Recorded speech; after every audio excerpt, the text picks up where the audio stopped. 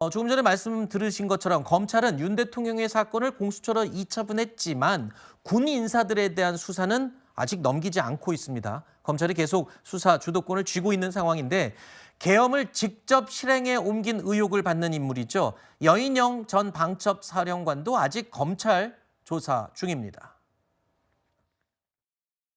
지금 당시에 방첩사령관한테 전화가 왔다 했는데 당시에 방첩사령관이 위치 추적을 이렇게 요청을 했죠. 예, 그 위치를 추적을 해달라는데, 근데 위치 추적 자체가 불법이고 위치 추적을 하려면 법원에서 발부한 영장이 있어야 되는데 그거 없이 해달라니까 저희들이 할 수 있는 것도 아니고.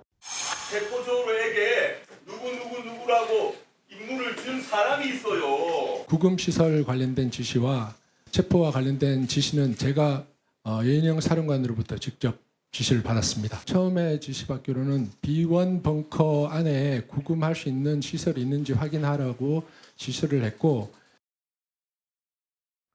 자, 여인영 전 사령관은 구속된 직후에 구치소에서 메모를 남겼습니다. 그러니까 이 내용은 계엄 사태 전후의 기억을 다시 복기해서 시간순으로 기입한 것이라고 합니다.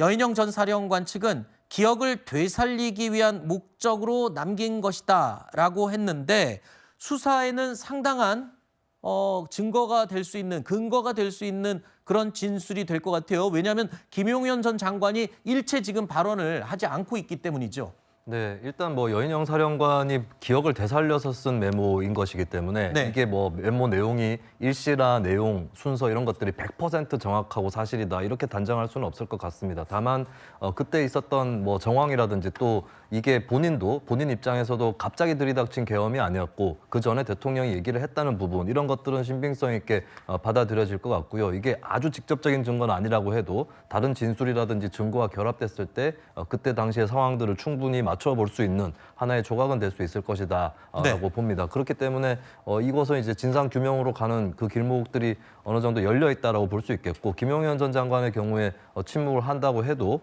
다른 관련자들의 진술이라든지 또 증거 이런 것들을 통해서 충분히 뚫어낼 수 있는 그런 단초들이 있다라고 하는 것이 이번에도 또 한 번 증명이 되는 것 같습니다. 여인영 전 사령관에게 계엄을 지시한 사람이 있죠. 바로 김용현 전 장관입니다. 김용현 전 장관 측은 어제 기자회견을 열었죠. 내란 혐의에 대해서 공식 입장을 밝혔습니다. 어떤 발언들이 나왔는지 그 핵심은 윤석열 대통령이 대국민 담화에서 밝혔던 그 핵심 내용과 결을 같이 하고 있었습니다.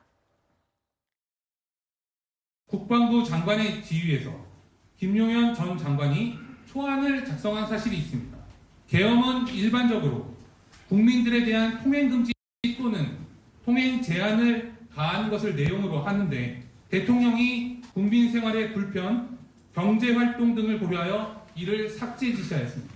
오상훈 전 정보사령관의 수출 말씀하셨는데요. 그는 지극히 사적인 영역에서 발생한 일입니다. 국방부 장관은 아무도 관련도 없고요. 특히 대통령하고 뭐 전혀 관련이 없습니다. 이런 생각을 해봤습니다.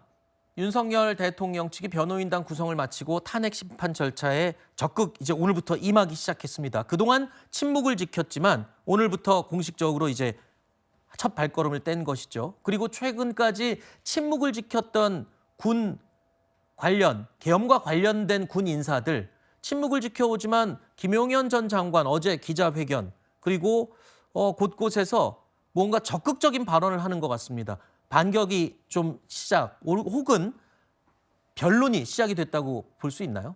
그렇게 보는 시선들이 있는데 그런 것이 얼마나 유효할지는 제가 법률가의 한 사람으로서는 좀 의문이 많이 듭니다. 왜냐하면 어제 그 김용현 전 장관 변호인단의 기자회견을 보면은 그 포고령 같은 것도 결국에는 윤 대통령이 뭐 검토를 했고 수정한 부분이 있다라는 내용이 있지 않습니까? 그러면은 네. 그 포고령의 내용도 어쨌든 받아봤다는 것이고 대통령 본인이 수정하지 않은 부분에 대해서는 승인을 했다는 의미가 되거든요. 그러면은 그런 내용들이 과연 현재 윤 대통령이 받고 있는 혐의를 방어하는 데 도움이 되겠는가? 물론 김용현 전 국방장관과 윤 대통령 간에 어떤 이해 충돌이 있을 수는 있겠습니다. 그렇게 보면은 또 다르게 볼 여지가 있을지는 모르겠으나 어쨌든 지금 있었던 일들에 대해서는 국민 대다수가 그날 밤에 생생하게 경험을 했고 그런 것들에 대한 하지만 판단은 법원이 할 몫인데 거기에 네. 대해서 변호인단이 여러 가지 입장을 붙여서 기자회견을 한다고 해서 국민 여론이 달라질지는 모르겠고 네. 그다음에 법정 안에서 해야 될 변론은 법정 안에서 하면 되는 것이다. 저는 그렇게 말씀드리고 싶습니다. 네.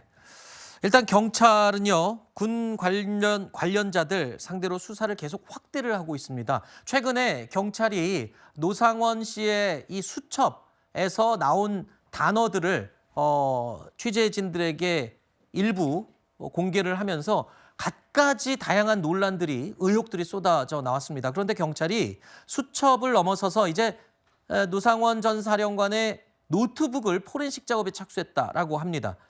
저게 또 다른 이른바 여권 일각에서는 너무 지나친 가짜 뉴스가 재생산되고 있다라고 걱정을 했었는데, 저 노트북을 포렌식을 할 경우에 또 다른 가짜 뉴스가 추가로 생산될지 아니면 논란을 잠식시킬 수 있을 만한 확실한 증거들이 쏟아질지 궁금합니다.